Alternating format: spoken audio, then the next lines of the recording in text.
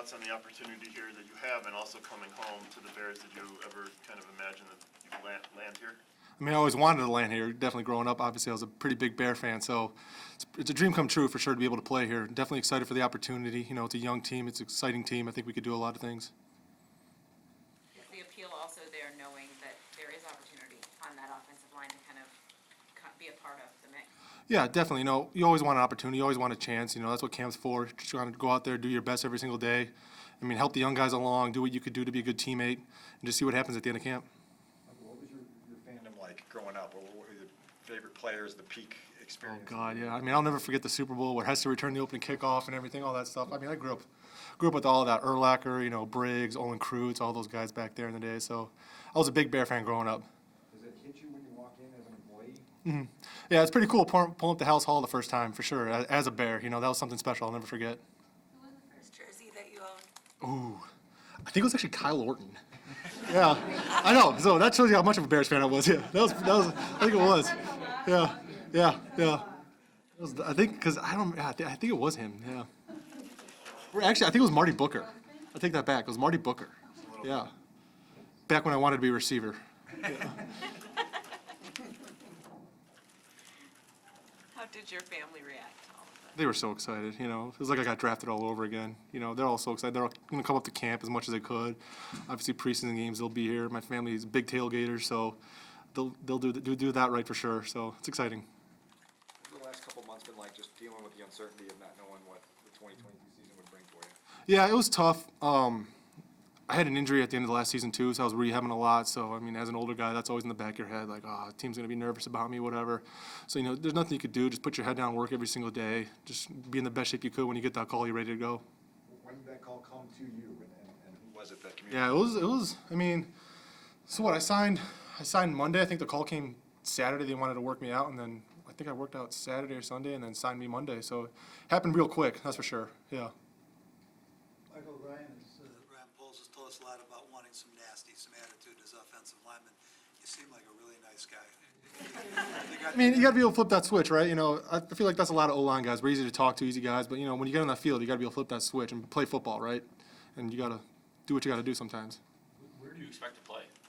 I played guard most of my life, you know, so I'm expecting around there. I might get some tackle reps, you know.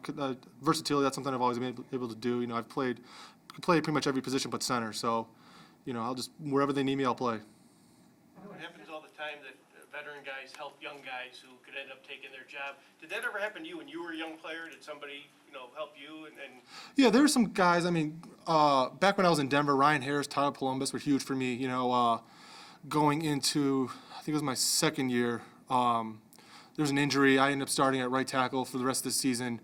And Tyler Columbus, they brought in right away at the injury, you know, and I thought they were going to give it to him. But, you know, he was kind of a good mentor for me, kind of helped me along the way. And really, I mean, we still keep in touch, still text every so now often. But, you know, you just want to be that good leadership guy. You know, as an older guy, that's what you want to do. You want to be a good teammate, help them out as much as you could, help those young guys along. Because at the end of the day, if they're doing better, they're pushing you to be better. So it helps everyone.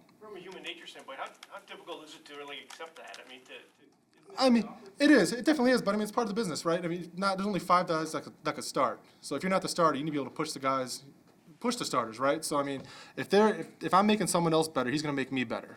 You know, so if whoever it is, if the guy behind me is getting better, then that's making me work harder. So it's a win-win in my book. How nice is it to be in the same city as your wife? I know. For the first time in a while too, so that's exciting. Yeah, it's gonna be very nice. What did she say when you decided? She was so excited. Yeah.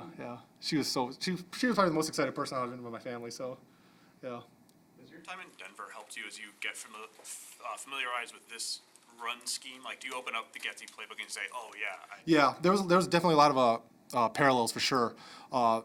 Because I played with the Kubiak offense, which is almost identical. Same, just a couple different code words, couple different techniques and stuff, but it's pretty much all the same stuff, which is making it easier for me for sure. Did you love about Marty Booker? That's why I wanted to play wide receiver back in the day, man. You know, that's what I was hoping for. I used to be able to catch, and then I put on a lot of weight, so that changed. But yeah, I feel like not many people grow up want to be linemen. You know, they all want to start off scoring touchdowns and then get put in the offensive line position.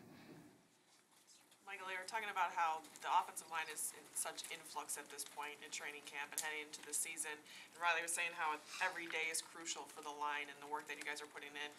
how do you make sure that every single day you're obviously competing for positions, but kind of working toward the same cohesiveness? Yeah, we just got to come out every single day with the intensity and the intent to get better every single day. You know, if it's 1% better at something every single day, that adds up throughout camp. And, you know, as the older guys, we got to make sure the younger guys are sticking up with us. We got to push them. We got to push everyone to be on it, you know. Kind of like Riley said, I mean, every day we have to have that intensity. What have been your impressions of Matty Rufus and the way he wants to run things? You've had a lot of practices with a lot of different teams. Yeah, I mean, I haven't much experience with him yet. I've only been here since for a couple of days, but in the one team meeting I've had so far in practice today, I like what we're doing. You know, I think it's good intensity at practice, and we just got to make sure we keep maintaining that all throughout camp. Can't let it fall off for sure.